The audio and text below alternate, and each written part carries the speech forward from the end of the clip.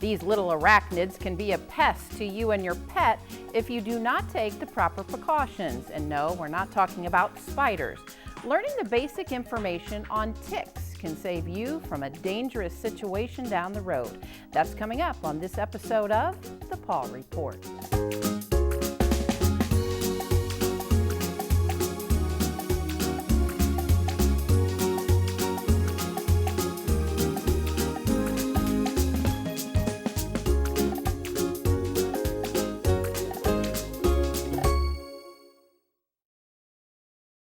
Finding a solution for your pet's behavior problem can be confusing. Dr. Sally J. Foote helps you help your pet.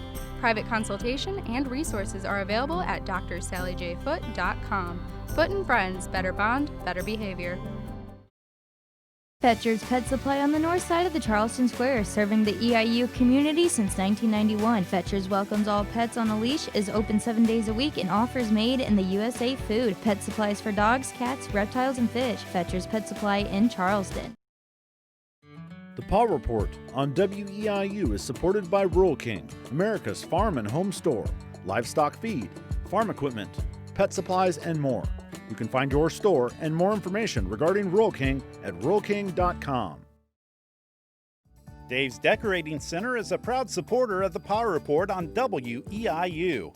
Dave's Decorating Center features the Mohawk Smart Strand Silk Forever Clean Carpet. Dave's Decorating Center, authorized Mohawk Color Center in Charleston.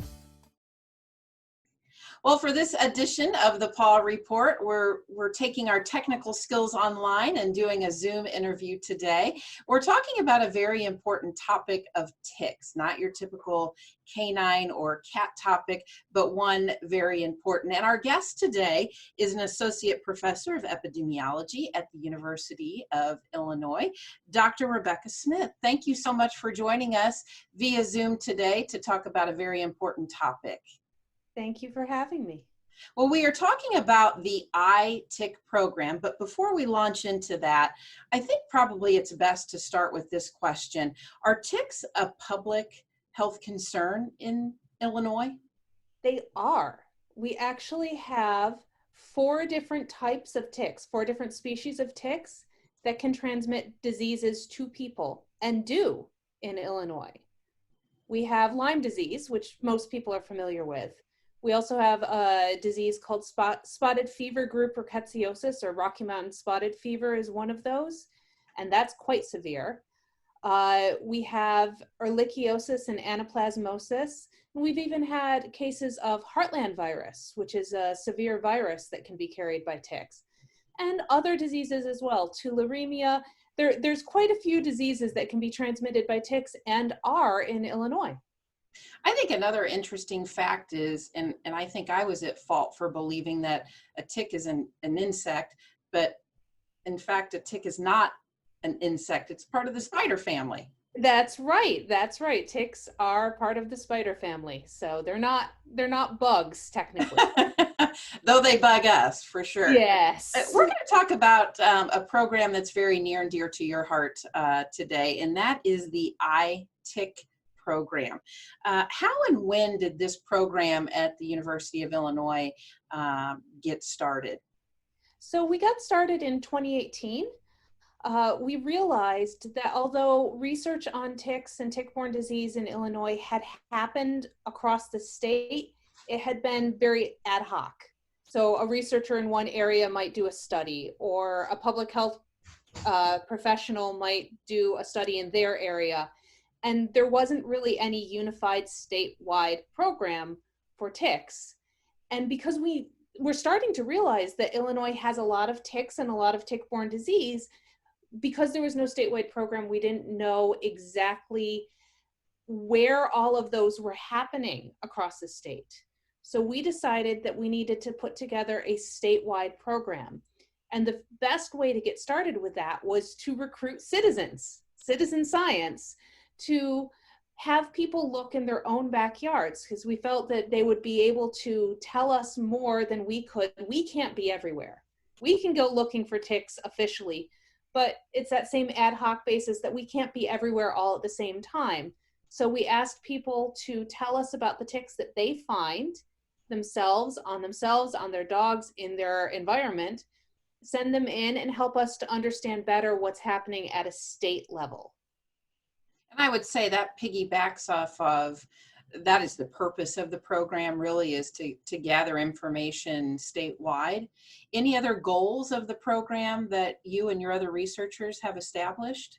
One of the things that this has been really helpful for, because we can't be everywhere, but we want to investigate where there are problems going on, this helps us identify areas that we should go to. So we can find out interesting things. For instance, we found out about an invasive tick that we didn't know lived this far north, the Gulf Coast tick. We had not found that before. The iTick program helped us find it, and now we know, well, we need to go out looking for this tick. So it helps us find things that we can then go investigate in greater detail. Dr. Smith, can you also maybe expand upon that, some other things that your research has revealed since you've launched this program? Sure. One thing that we found is that ticks are pretty much everywhere we look in Illinois. Almost every county we have now established for at least one species of tick of public health concern, the vector ticks that we worry about. So we have found ticks in most places that we've looked. Not every tick is everywhere, but we found them everywhere. And we found tick-borne diseases in those ticks. So we have established that most of Illinois needs to be concerned about ticks and about tick-borne disease. You mentioned the vector tick. We've talked about the American dog tick, I think is a popular one, but there's also hard shell and soft shell ticks. Are soft shell ticks prevalent in Illinois as well? And do they carry the same muster as the hard shell? I really can't tell you much about the soft ticks. We focus on the hard ticks in our group because they're the real vector ticks of human concern. Soft ticks tend to not be as mobile. They don't move around as much. So they're a concern for wildlife because they tend to gather where wildlife lay down. For instance, wild hogs will often have soft ticks living in their dens. But we don't really worry about those from a public health perspective, or at least we haven't. You mentioned that volunteers or citizen tick gatherers were very important to this program. Mm-hmm. How can a person participate? What exactly do they need to do? So this year, because we had to limit our ability to ship and we didn't want people to be going to our hubs, obviously going to a hub right now is not a great idea.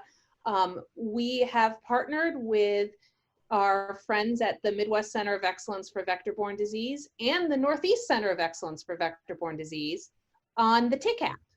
So it's an app that you can download on your phone, Android or iPhone, and you can record where you found a tick. You can take a picture of a tick and send it to us, and we'll tell you what kind of tick it is.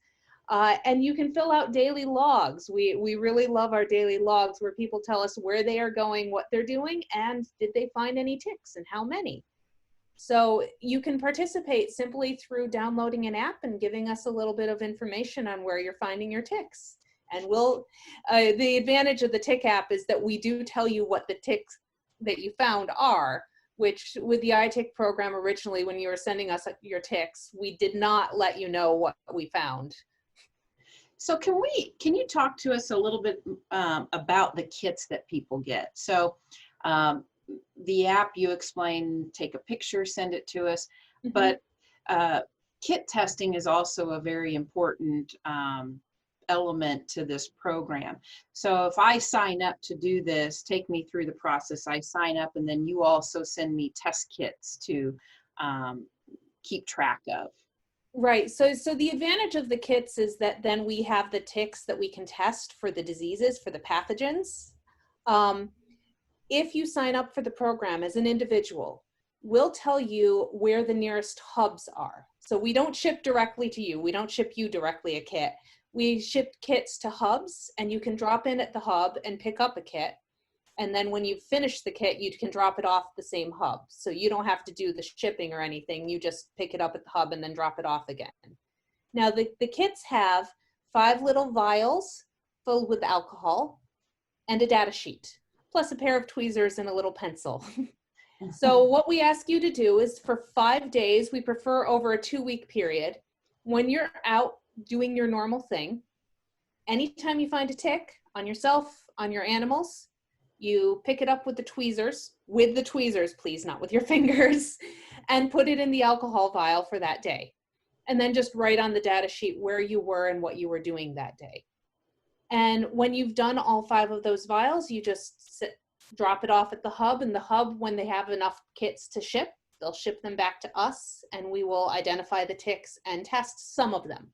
We don't know how many we'll test. It depends on how many we get in. If you don't have kits and you want to take part in that, we have a way for you to participate without a kit. You take a paper towel and you get it damp with alcohol, ethanol, or rubbing alcohol.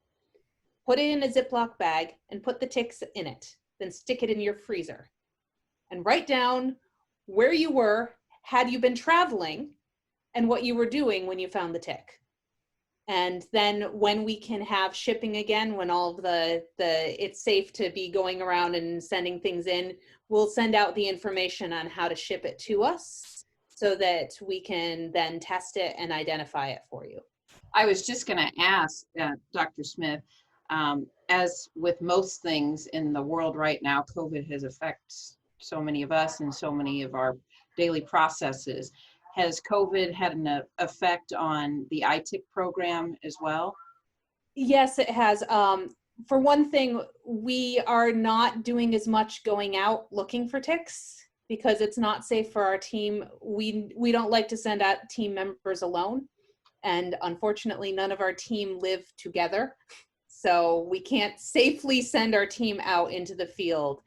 So we aren't able to do as much going out ourselves and looking. And because campus shipping was decreased to a minimum and we're trying to not be in the lab, we're not actually able to ship out kits this year. That's why we partnered with the Tick app for this year. Sure. Let's talk a little Tick 411. You mentioned where ticks live and where they hide.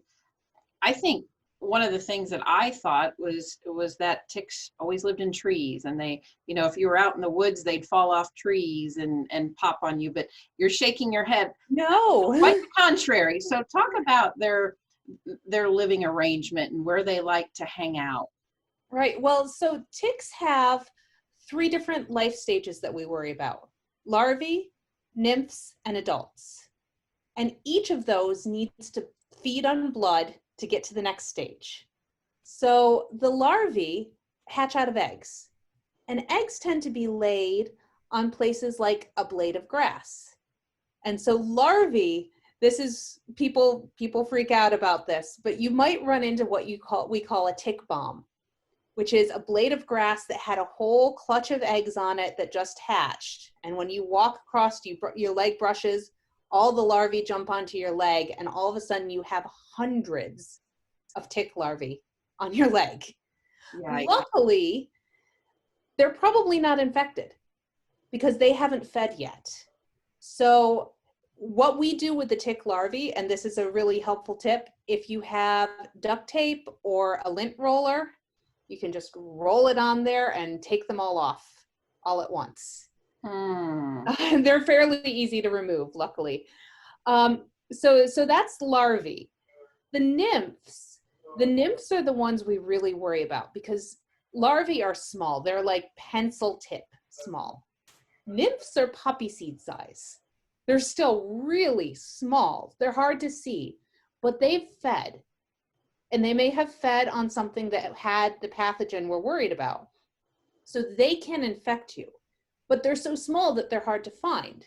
And what they will do is that they will climb up on the grass or on the leaves. They live down in the leaf litter on the floor of the forest, and they'll climb up on the grass to look for a host. and they'll do what my grad student calls the tick dance. They'll wave their front legs looking for a host, and they're sensing your body heat, your carbon dioxide. As you go past or your animal goes past, they latch on, and then they'll be running around on you trying to find a good place to latch on to you and bite. You won't feel their bite. So they'll look for a good place to hide on your body, and then they'll bite and attach themselves, and then they'll feed for a while, days. So they like secret, dark, warm places. So the places that they'll like to go, if you have dogs you're familiar with, they'll be hiding behind the ears, in the armpits. With people, they like, the groin, the hairline. They like to get up in the hairline, places that it's easy for them to hide and stay dark and stay warm. So that's nymphs. And then adults are a lot bigger. They're hopefully easier to find, but they have fed. They prefer larger animals, but they're also going to be on the grass, waving their arms, looking for somebody to latch onto. Now the problem is you mentioned feeding, and that in lies is the problem with ticks, is that a tick will feed on an infested animal and then maybe pop on you and me, and then that's when we have the bad stuff, if you will, deposited on us, correct? Right. So because they have to have those 3 blood meals, so they feed on blood 3 times, if one of those is on an animal that's infected, they can take in the blood that infection, and then they can pass it on in their saliva when they're feeding on you. And they use their saliva to keep you from noticing them. So tick saliva is an amazing thing. It has anti-pain medication so that you don't feel them. And it has anticoagulants so that your blood will keep flowing. And so they're sticking that saliva in you to keep your blood flowing and to keep you from feeling them. And in the process, the pathogens go into your body and get into your bloodstream. It can take a while, though. It's not always automatic. So if you find a tick that's attached to you, but it has only been there an hour, you're at much lower risk of being infected than a tick that's been attached to you and has been there for a day or a couple of days. So it's always important to just keep checking yourself. Right, especially if you are outdoors a lot, live outdoors, live out in the country. Are the diseases that ticks carry all human diseases? No, they can carry a lot of diseases. There's a disease of cattle that we worry about in southern Illinois that can be carried by ticks who like to feed on cattle. And dogs are susceptible to a lot of the same diseases we are. So Lyme disease, Anaplasma, Ehrlichia, dogs can all be affected by those diseases. How does a person know if they were bit by a tick, if that particular tick was carrying a disease? So this one, people want to be able to test the ticks and know, was I exposed? Right. But what we recommend and what the CDC recommends is that testing the tick that was on you is not going to help you. Because if that tick infected you, you will be sick before you get the results of testing the tick back. So if you want to, you can send it in for testing. But more importantly, if you get sick, tell the doctor, I was bitten by a tick. So if you start to have a fever, headache, muscle ache, chills, any of the classic signs of tick-borne disease, and you know that you were bitten by a tick, don't wait for the tick test to come back. You need to get treatment. So go ahead and submit the tick for testing if you really want to, but it's not really necessary for your treatment. More importantly is to make sure that the doctor knows that you were bitten by a tick. How long after a person is bitten do symptoms start to show themselves? It can be a week to 2 weeks. So it can take a while for symptoms to show up. Getting back to the iTick program, I find a tick. What should I do? I mean, what's the most immediate thing that I should do as somebody that's involved in this program? So if you're involved in the iTick program and you're collecting the ticks to save, take them with tweezers. Do not use your fingers, but use tweezers and put them in the jar of alcohol, or put them on the alcohol soaked paper towel and put them in the freezer. If you're using the Tick app, take a picture for the app, and then crush them with your foot, with a rock, with a brick. Do not use your fingers to crush them. And I'm saying this, don't use your fingers, because your fingers can pick up the pathogens that are on the ticks. And then if you touch your face or lick your fingers for any reason, you can get infected. So best to use tools. Right. What is and you may have mentioned this, but the difference between passive surveillance and active surveillance when we're talking about the program? Right. So iTick is a passive surveillance program, meaning that people who want to participate, and they send things in. Active surveillance means that we have a structured way in which we go out and we look. So we design a study and we go out and look in particular places with a set protocol. So passive surveillance is really helpful, like I said, to alert us to things that we didn't know were there, or to alert us to an area where there might be a problem, where there might be something worth investigating. Active surveillance then helps us understand a little better the biology of the system and how we could better respond to situations that might be happening. Dr. Smith, we're recording the program in the summertime. Right. Is this the time of year that people are most susceptible to being bitten by a tick, or can it be all year long?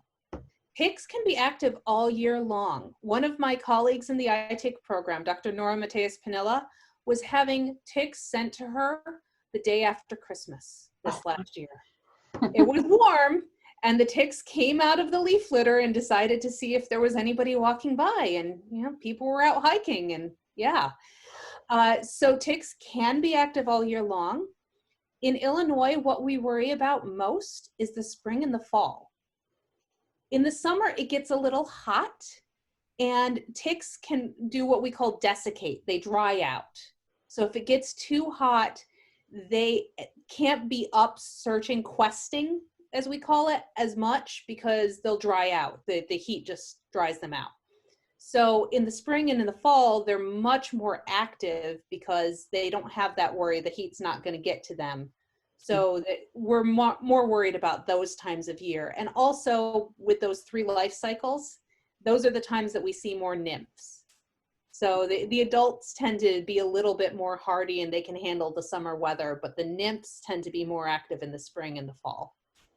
Dr. Smith, let's get you some more citizen volunteers to be part of the program. Can you tell us how a person can get involved? All right, this year, I really encourage people, get the Tick app.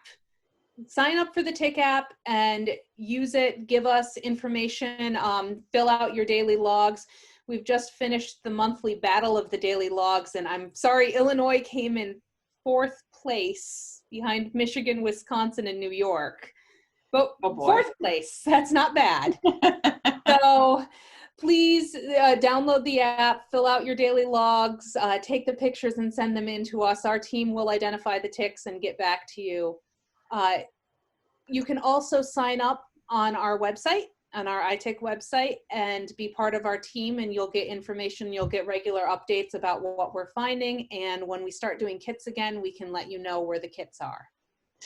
As we finish up our discussion here, and I think we say it a lot, but what is some advice that you can give to people? I mean, obviously when it's 100 degrees out, people aren't going to go out with jeans and long sleeve shirts. It's just way too hot. But, families are, as I said, we're recording in the summer. Families are trying to come up with some different vacation ideas, and many of those ideas are going camping or going out to the woods because they can social distance that way. What's the best advice you can give to a person about dealing with ticks or how to avoid ticks? How to avoid them, avoid long grass, but the best advice I can give is tick checks. Regular tick checks. Check the major places, but just use your fingers all along the body. When you've been outside, come in, take a shower, and do a tick check in the shower. Mm-hmm. Check your kids, definitely. Check your dogs, your cats, but just check all the time. And if you're out for a long period of time, you're out camping, every few hours, just do a quick run over the normal spots, make sure that nobody's there. And I know it's hard in the summer when it's really hot and humid to wear the long sleeves and the long pants. At the very least, long pants. And there's something you can do called permethrin treated. So there are clothes that you can buy that are already permethrin treated, or you can get the treatment yourself and add it to your existing clothes. And that's a tick repellent. So that's something that you can put on yourself, on your clothes to keep the ticks away from you. And you can also wear your bug spray. Besides ticks, I also study West Nile virus, and I encourage people, wear your bug spray. Mm-hmm. And the CDC has great recommendations for different sprays that have different abilities based on your preference. If you want something all natural, or if you don't want to use something really strong on your kids, you can go to the CDC and find all that information. Great information. Dr. Rebecca Smith, Associate Professor of Epidemiology at the University of Illinois, we thank you for joining us for this very informative episode on the iTick program and ticks here on the Paw Report. Thank you for spreading the word. Dave's Decorating Center is a proud supporter of the Paw Report on WEIU. Dave's Decorating Center features the Mohawk Smart Strand Silk Forever Clean Carpet. Dave's Decorating Center, authorized Mohawk Color Center in Charleston. The Paw Report on WEIU is supported by Rural King, America's farm and home store, livestock feed, farm equipment, pet supplies, and more. You can find your store and more information regarding Rural King at ruralking.com. Fetcher's Pet Supply on the north side of the Charleston Square, serving the EIU community since 1991. Fetcher's welcomes all pets on a leash, is open 7 days a week, and offers made in the USA food. Pet supplies for dogs, cats, reptiles, and fish. Fetcher's Pet Supply in Charleston. Finding a solution for your pet's behavior problem can be confusing. Dr. Sally J. Foote helps you help your pet. Private consultation and resources are available at drsallyjfoote.com. Foote and Friends, better bond, better behavior.